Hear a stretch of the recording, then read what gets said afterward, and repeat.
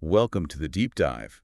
You've sent us some fascinating excerpts from the Overture of 12 Rules for Life, and we're ready to unpack it all with you. It's like a sneak peek into the mind of Jordan Peterson before he lays out his rules. It is. We get a glimpse into the experiences and ideas that shaped his thinking. For anyone just joining us, Dr. Peterson is a clinical psychologist and professor who really dives deep into the human condition. He's got this way of connecting psychology, philosophy, and even mythology. And you're looking for the core insights, the aha moments, without getting lost in the details, right? Exactly. We'll extract those golden nuggets and see how they connect to create a framework for a meaningful life. Okay, so Peterson's journey with these 12 rules started in a pretty unexpected place, Quora. He was answering questions online, and one about finding meaning in life really took off. His response, a list of rules for living, went viral, like 99.9 percentile viral. It clearly struck a chord with a lot of people. That's incredible. It makes you wonder, what was it about these rules that resonated so widely? Well, I think it's partly because Peterson doesn't shy away from the big questions. He tackles things like suffering, responsibility, and the search for meaning head on. And he does it in a way that feels both grounded and intellectually stimulating. But before we dive into the specific rules, let's talk about these core concepts of order and chaos that you mentioned. I know Peterson talks a lot about those. He does. Think of order as the structured, predictable aspects of our lives. Routines, societal norms, the things that make the world feel stable. So like knowing the sun will rise every morning, or that traffic lights will hopefully keep things running smoothly. Exactly. And chaos is the opposite. It's the unpredictable, the disruptive, the things that shake up our world and force us to adapt. Like that sudden job loss, Oh. a global pandemic, or even just spilling coffee on your favorite shirt first thing in the morning. Yes. And Peterson's point is that both order and chaos are fundamental forces in our lives. They're not good or bad in themselves. It's how we navigate them that matters. Okay, so how does this relate to the idea of shared beliefs, which you mentioned earlier? Shared beliefs help us navigate between order and chaos. They create a sense of predictability, simplify the world, and allow us to cooperate. Think about traffic laws. They're a shared belief system. That helps prevent chaos on the roads. That's a great example. I hadn't thought of it that way before. Yeah. But it makes total sense. We need these shared rules to function as a society.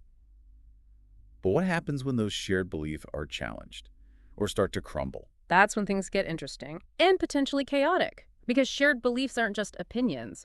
They represent a hierarchy of values, telling us what's important Right. and wrong. When those values are violated, it can shake us to our core. It's like a betrayal of trust, right? Like if you discover someone you thought you knew well has been living a lie. Exactly. That sense of betrayal disrupts our sense of order and makes us question everything. And Peterson argues that without a strong system of values, a framework for understanding the world, life can start to feel meaningless, even nihilistic. It's like we lose our compass, our sense of direction. That makes sense.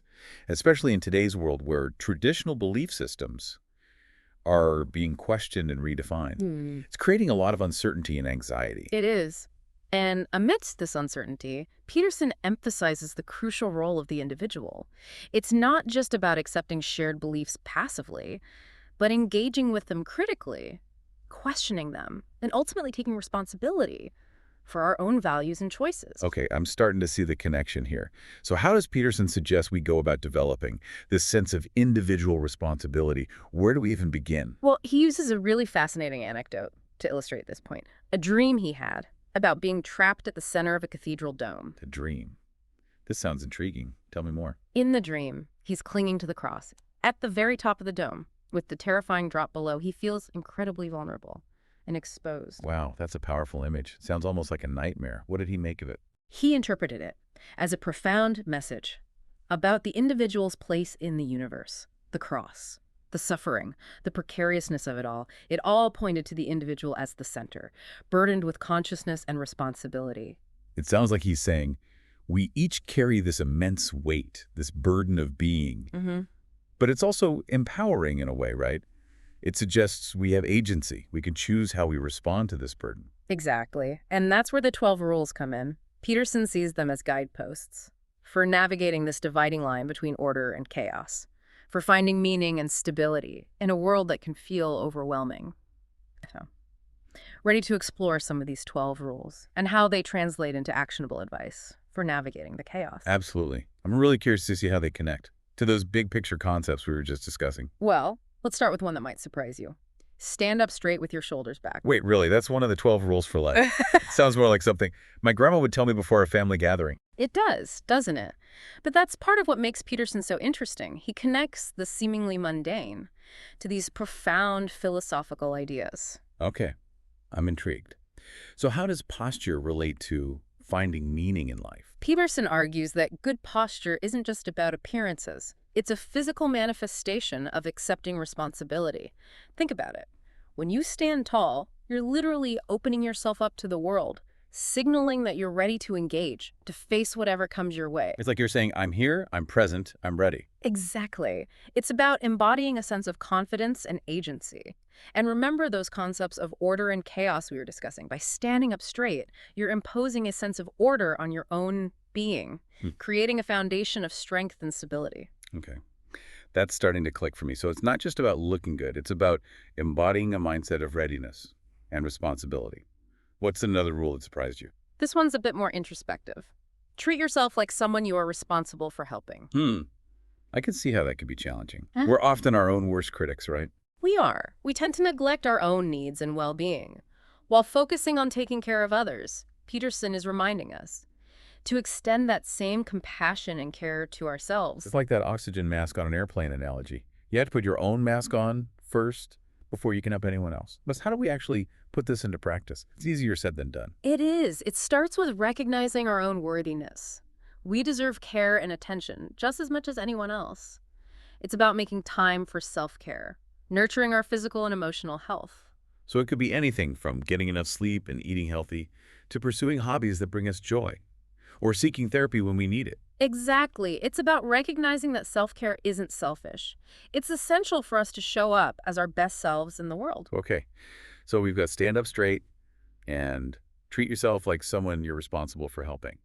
What's another rule that speaks to this idea of personal responsibility? Make friends with people who want the best for you. I mean, that one seems pretty self-explanatory. Don't we all want to be surrounded by supportive people? But I'm guessing there's more to it than just hanging out with people who make us feel good. There is. Peterson is emphasizing the importance of being intentional about the company we keep. It's about choosing to spend time with people who uplift us, challenge us to grow, and believe in our potential. It's recognizing that the people we surround ourselves with have a profound impact on our lives. Absolutely. And it's not just about seeking out less men who agree with everything we say. Sometimes the people who want the best for us are the ones who are willing to give us honest feedback, even if it's tough to hear. That's a good point. A true friend will tell you when you have spinach in your teeth, even if it's embarrassing in the moment. Exactly. They want to see us succeed, even if it means pushing us out of our comfort zones sometimes. So it's about surrounding ourselves with people who inspire us to become better versions of ourselves. Okay, so we've got stand up straight, treat yourself like someone you're responsible for helping, and make friends with people who want the best for you. These all seem to point to a theme of taking ownership of our lives, of stepping into our power. But I'm curious how Peterson addresses those tougher, more existential questions about suffering and finding meaning in a world that can feel chaotic and unpredictable. Right, and it's in those areas where Peterson really shines. He doesn't shy away from the darkness, the difficult questions that we all grapple with at some point. In fact, some of his rules might seem counterintuitive at first, like pet a cat when you encounter one on the street. Wait, what? Pet a cat? How does that possibly relate to suffering and meaning? Chris, trust me, there's a method to his madness.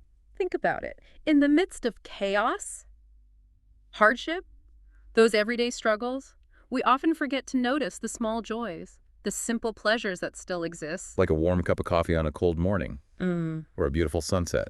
Exactly, and Peterson is suggesting that even something as simple as petting a cat can be a reminder to slow down, be present in the moment, and appreciate the beauty that still surrounds us. It's like a mini meditation, a way of grounding ourselves Yeah. and finding a moment of peace amidst the chaos. Yes, and by cultivating this sense of appreciation for the small things, for those moments of grace, we build resilience, the ability to cope with those inevitable challenges that life throws our way. Okay, I'm starting to see how this seemingly random rule actually connects to something much deeper.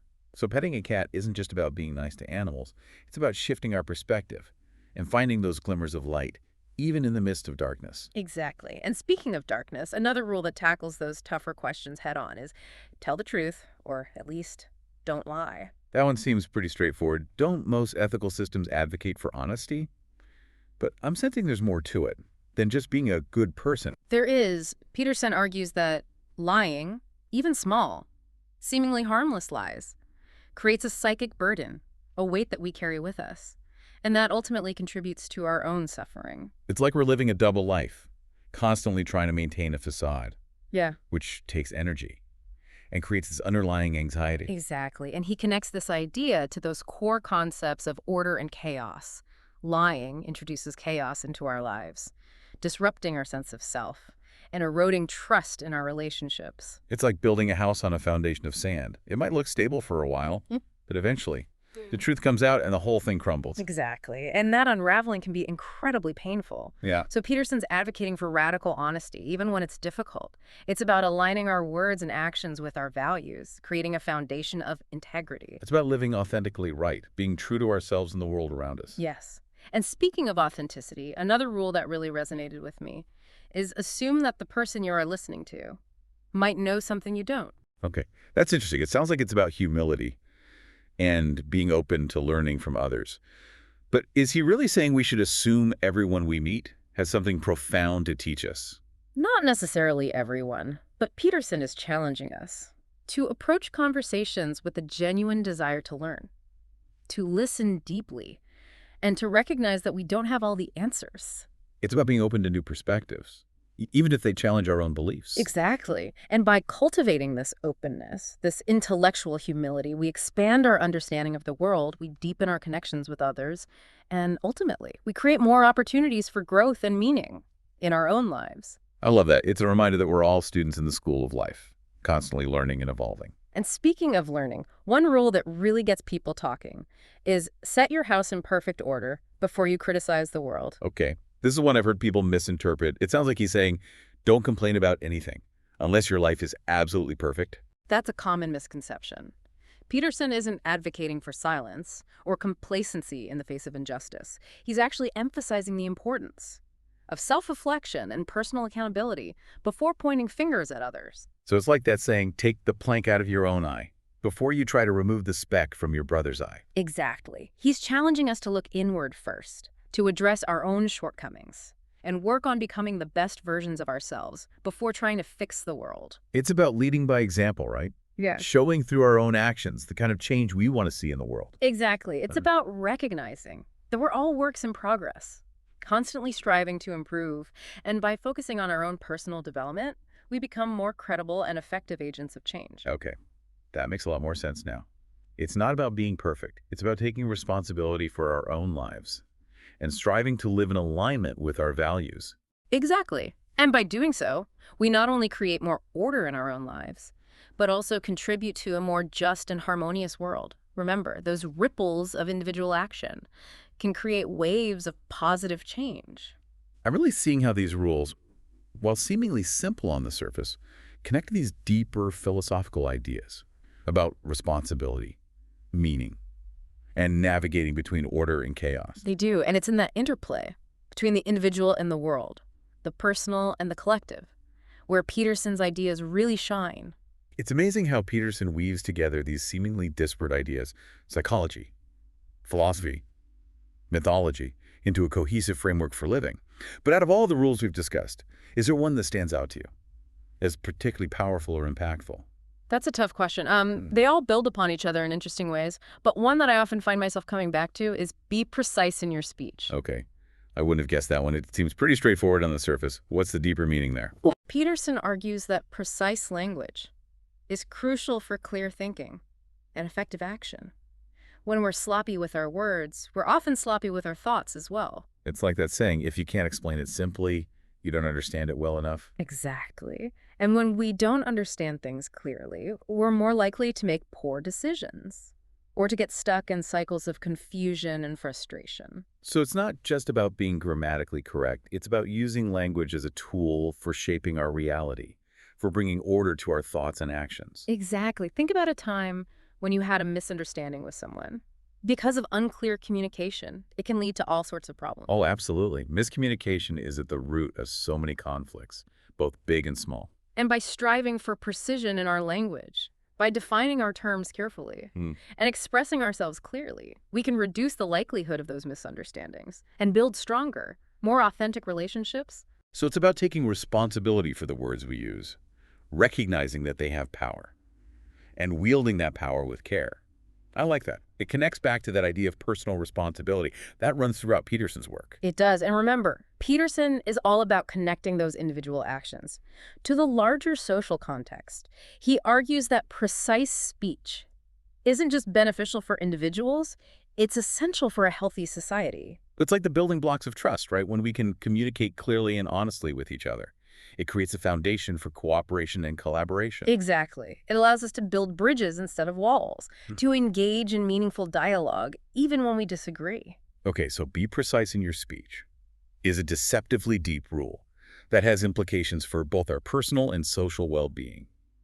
It's a great example of how Peterson takes these seemingly simple ideas and reveals their hidden complexities. And that's one of the things I find so compelling about his work. He encourages us to think critically, to question assumptions, and to look for those deeper layers of meaning beneath the surface. He's definitely given us a lot to think about today. We've covered so much ground, from the origins of the 12 rules, to those core concepts of order and chaos, the importance of shared beliefs, and specific rules that offer guidance for navigating the complexities of life. It's been a fascinating journey. It has. And as we wrap up this deep dive, I think it's important to remember that Peterson's work is an invitation to engage in a continuous process of self-reflection and growth. It's not about blindly following a set of rules, but rather about using them as a framework for exploring our own values, beliefs. And actions. Exactly. And as you continue to delve into the 12 rules, I encourage you to ask yourself, how do these ideas resonate with your own experiences? What challenges do they pose to your worldview? And most importantly, how can you apply these insights to create a more meaningful and fulfilling life? That's a great point. We've only scratched the surface here. But hopefully this deep dive has sparked your curiosity and given you some tools to start that journey of exploration. So keep asking those big questions. Keep challenging yourself to grow. And remember, the path to a meaningful life is paved with self-reflection, courageous action, and a willingness to embrace both the order and the chaos that life throws our way. Thanks for joining us on the deep dive.